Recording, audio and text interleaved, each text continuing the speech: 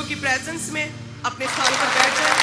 मैं आप सबका स्वागत करती हूँ प्रभु की प्रेजेंस में सुबह की मीटिंग में। मेरा विश्वास है जिस तरह से आज चारों तरफ उजाला है, रोशनी दिख रही है सुबह की मीटिंग में, सेम उसी तरह से प्रभु का आत्मा, परमेश्वर का उजाला, प्रभु का प्रकाश आपके जीवनों में, आपके जीवन के हर एक हिस्से में प्रभु यीशु मसीह के नाम में चमकता रहेगा। रहेगा आपके अंधेर में, जो अंधेरा, जो डार्कनेस हो चुकी है लाइफ्स में, चाहे आपके शरीर में, चाहे रिश्तों में, चाहे आपके बिजनेस में, फाइनेंस में, किसी भी हिस्से में प्रभु उजाला करेगा प्रभु यीशु मसीह के नाम में। जब हम प्रभु के वचन में देखते हैं, यूहन्ना 5 अध्याय उसकी 25 में लिखा कि मैं तुमसे सच सच कहता हूं, वह समय आता है और अब है जिसमें मृतक परमेश्वर के पुत्र का शब्द सुनेंगे और जो सुनेंगे वे जी उठेंगे।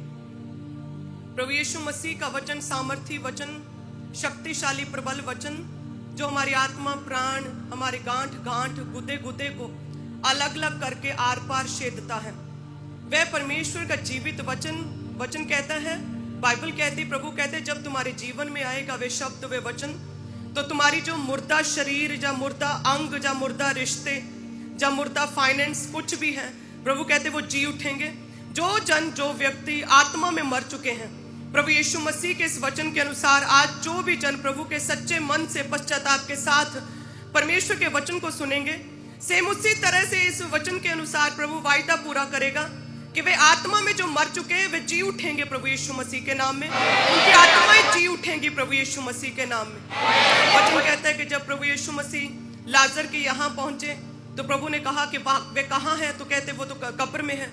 उस समय लोग सोच रहे होंगे कि जब बुलाया था प्रभु को, यीशु को, तब आए नहीं, अब मर गया, अब कब्र में रख दिया है, अब 4 दिन हो गए, बॉडी भी गल सड़ रही है, अब प्रभु आ गए और पूछ रहे हैं कि वो कहाँ है।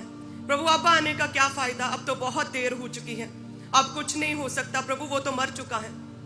उसी तरह से आज जो लोग प्रॉब्लम्स में हैं, बीमारियों में, किसी भी तरह की समस्या में हैं, उन्हें लगता है कि अब तो देर हो चुकी है, अब तो रिपोर्ट्स भी पूरी तरह से बीमारी को उन्होंने प्रमाणित कर दिया कि ये प्रॉब्लम है, ये लाइलाज बीमारी ये हो चुका है, अब तो रिश्ता टूट चुका, अब तो डाइवोर्स तक बात पहुंच चुकी है, अब तो पूरी तरह से लॉस हो चुका, अब क्या प्रभु, अब तो बहुत देर हो गई। लेकिन परमेश्वर के काम करने का एक समय है, उचित समय है, और परमेश्वर चाहे जब आप प्रेयर करते हैं उसी समय, शायद कई बार परमेश्वर उत्तर ना दे, उसी समय इंस्टेंटली प्रभु आपकी बात को ना सुने, ना आपको आंसर दे, लेकिन यदि हम लगातार प्रार्थना करते रहते हैं, लगातार दुहाई देते रहते हैं, जैसे परमेश्वर के दास कहते थे कि लगातार क्या करो, लगातार प्रार्थना करते रहो।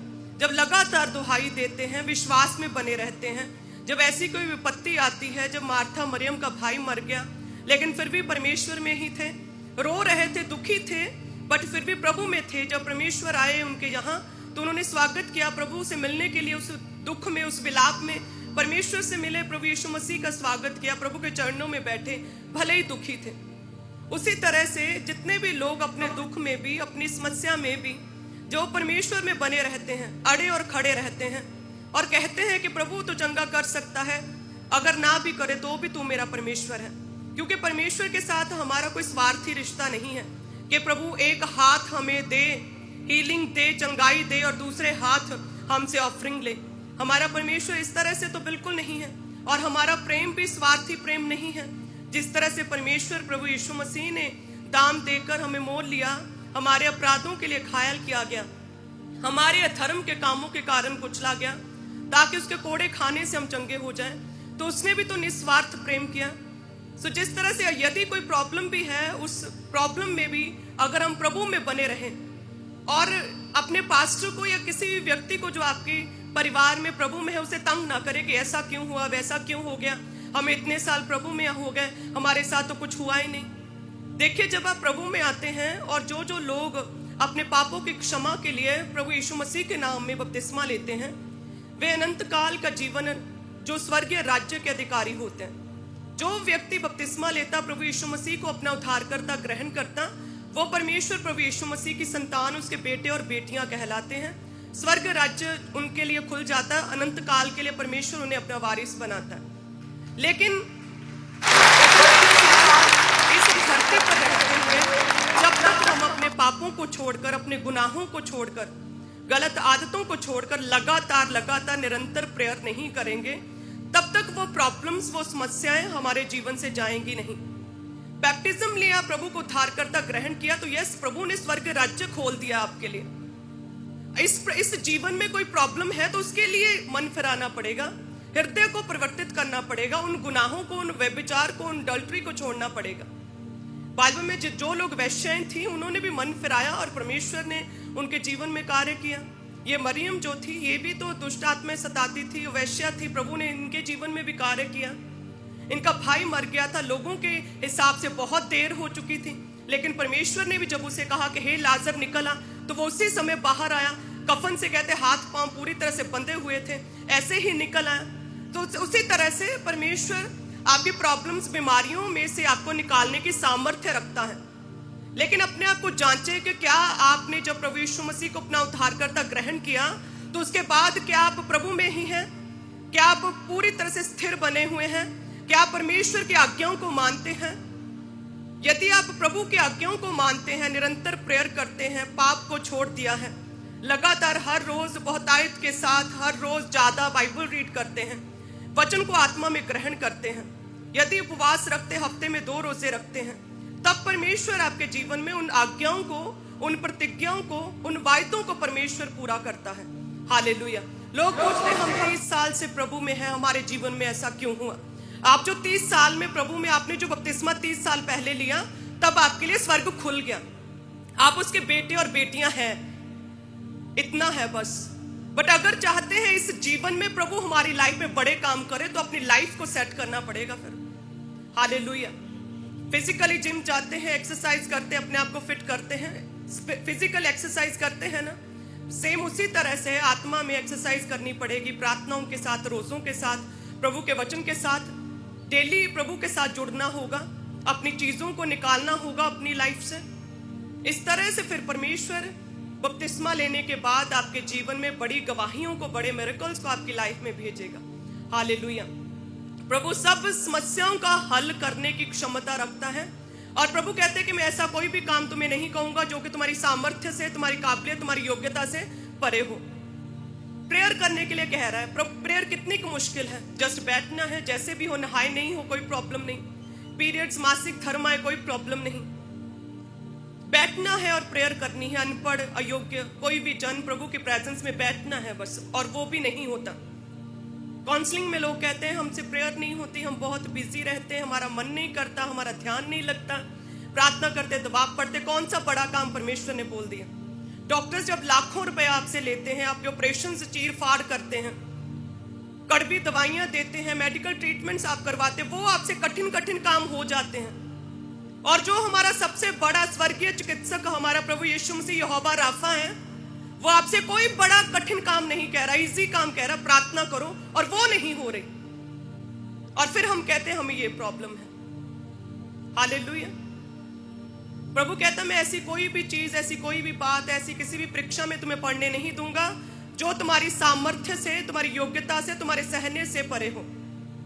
सो आज से वायदा करे परमेश्वर से कि रोज प्रेयर करूंगा। कितना कठिन काम है प्रार्थना करना, और जो आपसे हो नहीं रही। हालेलुया। आज कितने जन वायदा करते हैं हर रोज प्रेयर करने का?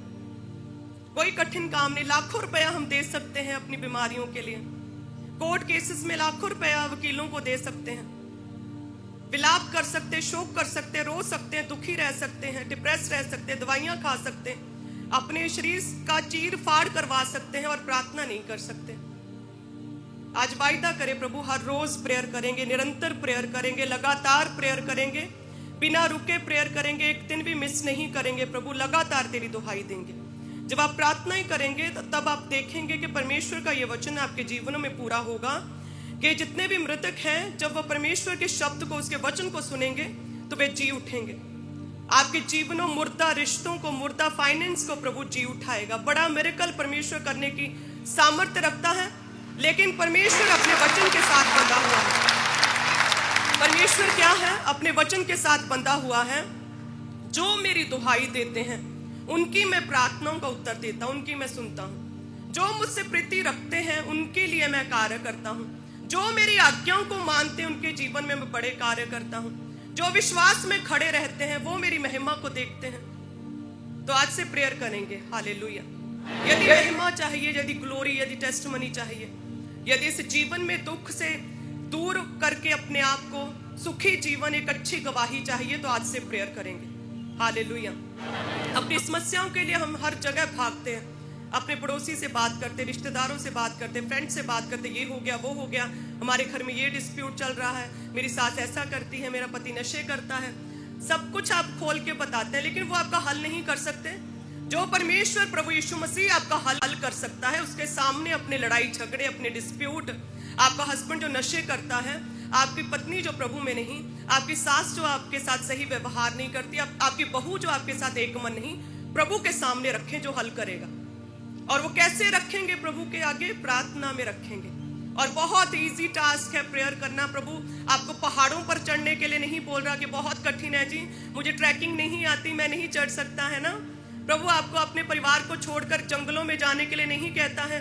अपने घर में अपने ही कामकाज, अपने बच्चों को पालो, संभालो। आज प्रभु आपको तप करने के लिए, जमीन में गाड़ने के लिए अपने आप को नहीं कहता है। इजी टास्क है प्रार्थना करना। आज से जिनका मन नहीं करता, जो प्रार्थना में मन नहीं लगता, तो भी क्या करेंगे? ऊंची आवाज में बोले, प्रार्थना करेंगे। ऊंची आवाज में बोले कि लगातार प्रार्थना करेंगे, निरंतर प्रेयर करेंगे, कंटिन्यू प्रेयर करेंगे, लगातार प्रार्थना करते रहेंगे। आमीन।